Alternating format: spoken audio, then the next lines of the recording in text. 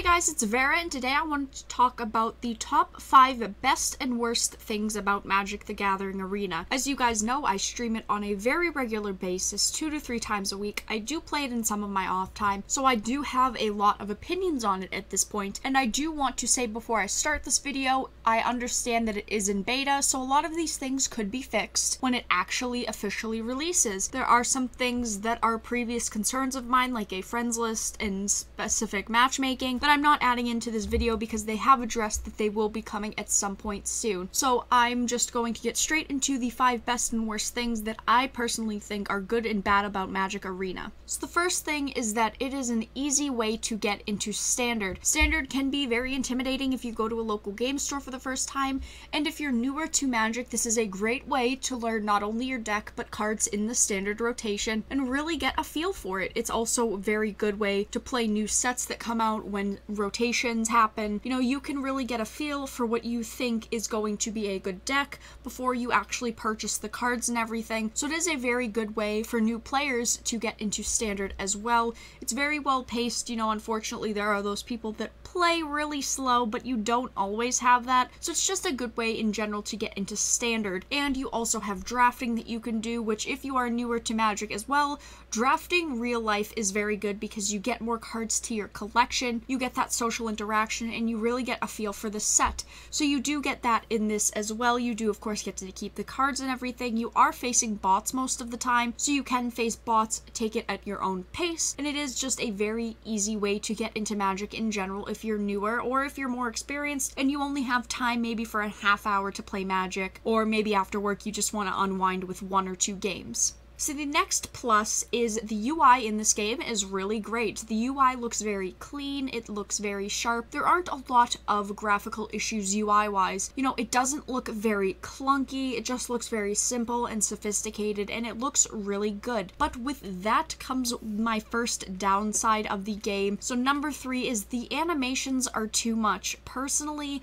I think that they really jam-packed animations in, and I do understand that the competitors that they're going for, like Hearthstone, do have animations too. It does make the game look very appealing, and I do think that some animations, when cards become 3D when you play them, like the more powerful cards, it does look very good. I'm not saying that. I'm saying when you have to consistently counter something, all of these small animations that take up 10 seconds if you have 2 or 3 things to play, you know, those really quick animations really add up, and it just is annoying because you have to wait through the animations and then you might misclick because you're trying to get the animations to go faster and you're impatient. I do think they are a little bit too much. I wish that they would really cool it down with the animations. They look cool, but you definitely don't need all of them jam freaking packed as closely as possible with every little move that you do. I mean, even when you click the pass button, it really does even cause a little animation. You hear the little sound effect and it does make a little bit of a glimmer effect. So it's definitely overdone, but that's easy enough to fix if they decided to go that way. So the next thing is a downside, unfortunately, and it is about wildcards. I really wish that you could trade up. So I wish that you could take 4 common wildcards and turn them into an uncommon. You could take 4 uncommons to a rare, and 4 rares to a mythic, and 1 mythic to 5 or 8 commons. You know, I'm not saying that specifically, but I think that you guys get what I'm saying. I wish that you could trade up, because I always find myself with so many common and uncommon wildcards, and I never have the rare ones that I need. And unfortunately, unless you're doing your dailies every single day and maybe you're drafting and you're winning at draft, you can't really get a lot of wildcards in a lot of packs, or you have to purchase packs in large amounts. And I'm not personally one that plays this game and buys items, so I am a totally free-to-play person when it comes to Arena, and I just really wish that getting rares was a little bit easier, getting mythic wildcards was a little bit easier, so that would be just a nice change, just a very nice life sort of style aspect to the game that would just really, in my opinion, really help players be able to build more than 1 or 2 decks, because after you get to like 3 decks, you really don't want to grind anymore, and then if you're not specifically grinding or specifically playing a ton of matches, it is a little bit more difficult to get the wild cards that you need. So I wish that that would change. Maybe not those specific 4-to-1 ratios and then the 5-to-8, but you know, I think that you guys get the point, and I wish that they would integrate that at some point down the road. So number 5 is the randomization, and it is awful. Card shuffling, half of the time you get the same card over and over. You could top deck 4 of the same card, 3 of the same card, you get mana screwed. It's awful.